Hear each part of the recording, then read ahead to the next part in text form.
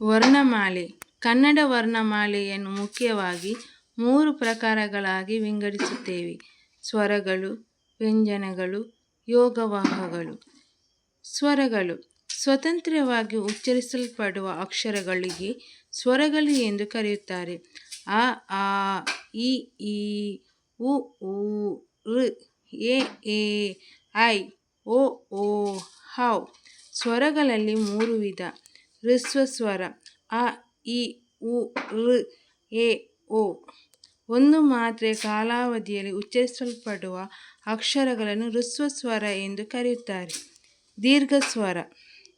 2 ಮಾತ್ರೆಯ ಕಾಲಾವಧಿಯಲ್ಲಿ ಉಚ್ಚರಿಸಲ್ಪಡುವ ಅಕ್ಷರಗಳನ್ನು ದೀರ್ಘ ಸ್ವರ ಎಂದು ಕರೆಯುತ್ತಾರೆ. ಆ, ಈ, ಉ, ಎ, ಐ, ಓ, ಹೌ. ಪ್ಲುತ ಸ್ವರ. 2ಕ್ಕಿಂತ ಹೆಚ್ಚು ಮಾತ್ರೆಯ ಕಾಲಾವಧಿಯಲ್ಲಿ ಉಚ್ಚರಿಸಲ್ಪಡುವ ಅಕ್ಷರಗಳಿಗೆ ಪ್ಲುತ ಸ್ವರ ಎಂದು ಕರೆಯುತ್ತಾರೆ.